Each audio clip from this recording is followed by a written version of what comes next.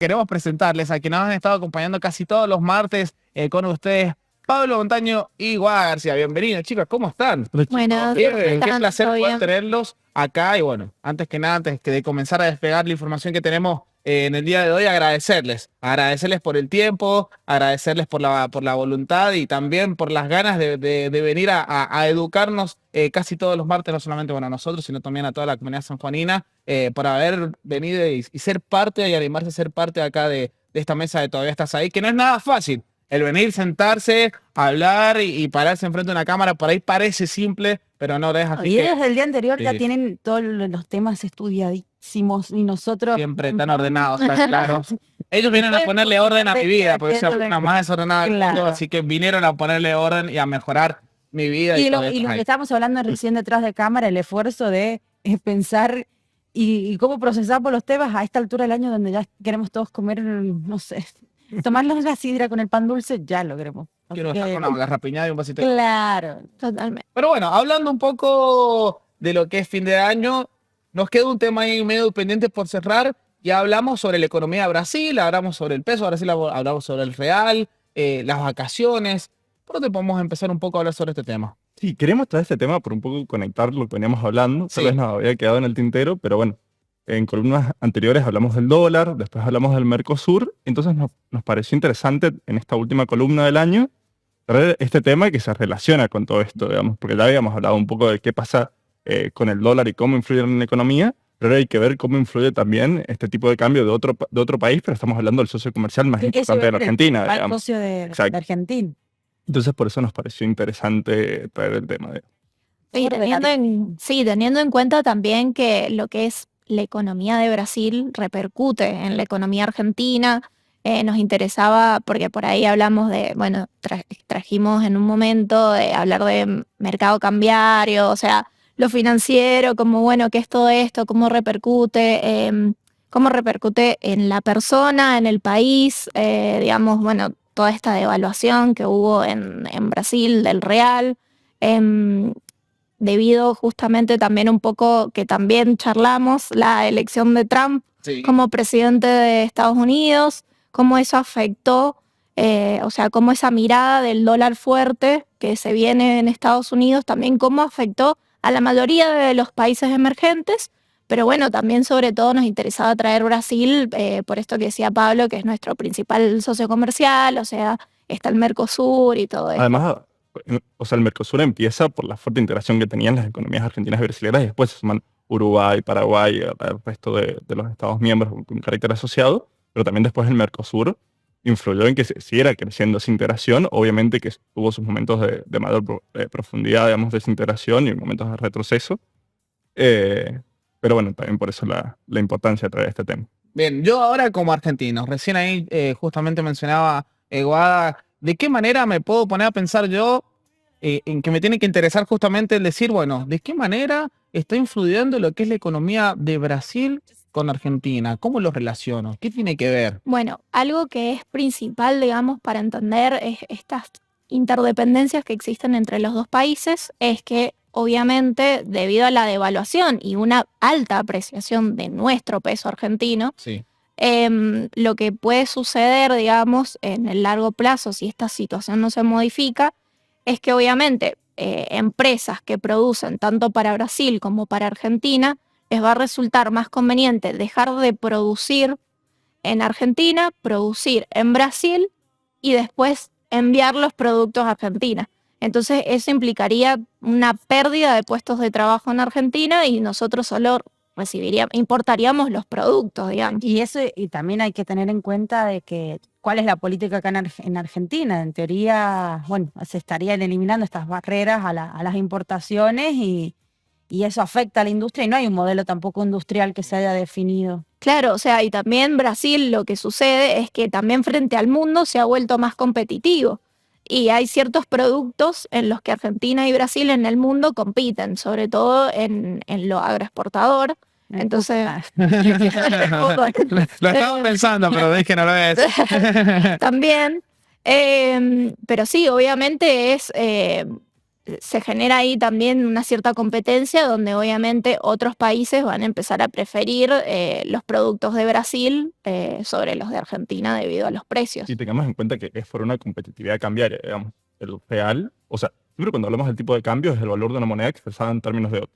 En este caso estamos comparando el real con el dólar. Con el dólar. El real al principio de año estaba 4.90 aproximadamente, o sea, 4.90 unidades real representaban $1 y ahora es Exacto. 6.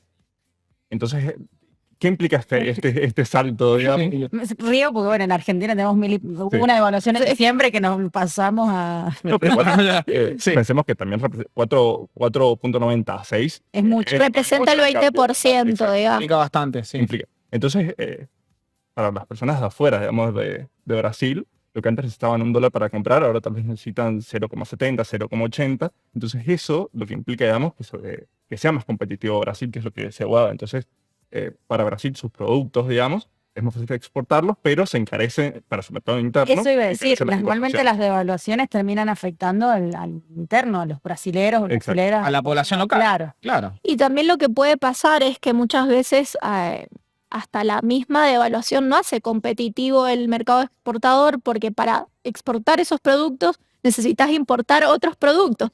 Entonces es como un círculo vicioso en el que vos importás y te sale más caro y exportás y si bien podés vender más, pero también del otro lado has estado importando productos para poder vender ese producto. Entonces es como todo un círculo ¿Se sabe, vicioso. o más o menos cuál puede ser el desencadenante de esta devaluación? Consulto porque, bueno, en diciembre del año pasado acá, con un modelo muy distinto al que plantea Lula, el gobierno de Milei impulsó una devaluación desde el gobierno y bueno, después la misma, Sí. se puede decir brecha cambiar, no quiero utilizar yo malos términos, pero bueno, se devalúa o no la moneda en relación al mercado. ¿Qué pasó ahora acá en Brasil, que hubo esta devaluación tan significativa? En general, siempre las devaluaciones de la moneda se dan por una pérdida de confianza de los inversores. O sea, lo que suele suceder es que hay una fuga de capitales, lo que hace que haya una pérdida de confianza en esto de poder que el gobierno de Brasil pueda afrontar su déficit.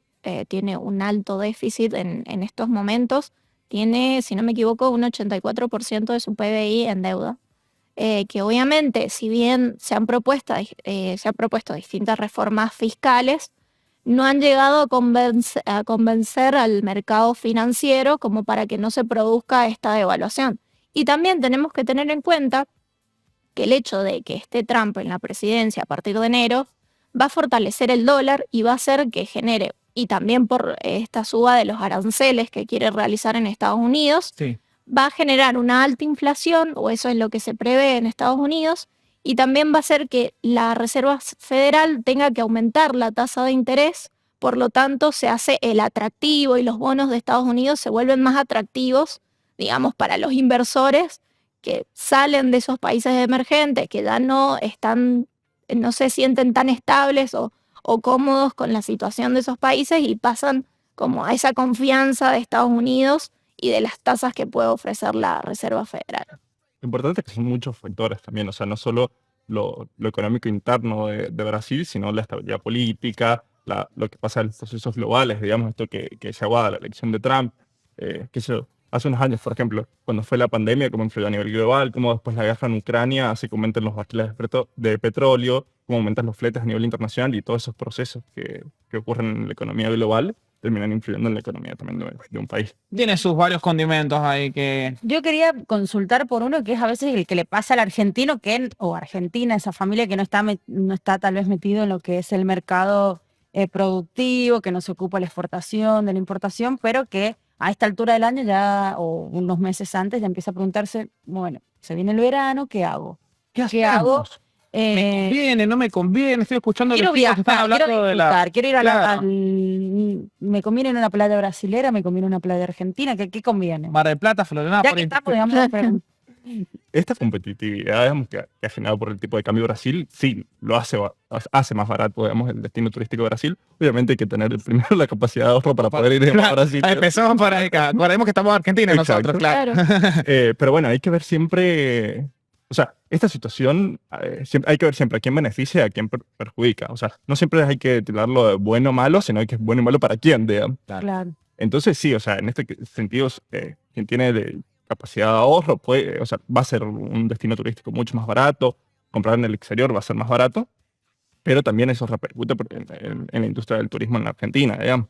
Esto también implica una salida de dólares del país y que no ingresen, o sea, hasta hace unos años Argentina era barata, digamos, para el exterior, entonces teníamos una gran entrada de turistas y lo que implicaba también ingresos de divisa, que ahora va a ser lo contrario, digamos, va a ser la salida de divisa. Sí, lo que se estima es que el saldo de la balanza comercial de lo que es turismo sea negativa para Argentina, es decir, van a salir más dólares de los que ingresen debido a que se ha encarecido. O sea, muchos otros medios de comunicación han estado haciendo entrevistas como a brasileros y le han dicho que hace 3, 4 meses les parecía súper barato y de repente se han encontrado con una Argentina sumamente encarecida y también esto de que su moneda se ha devaluado.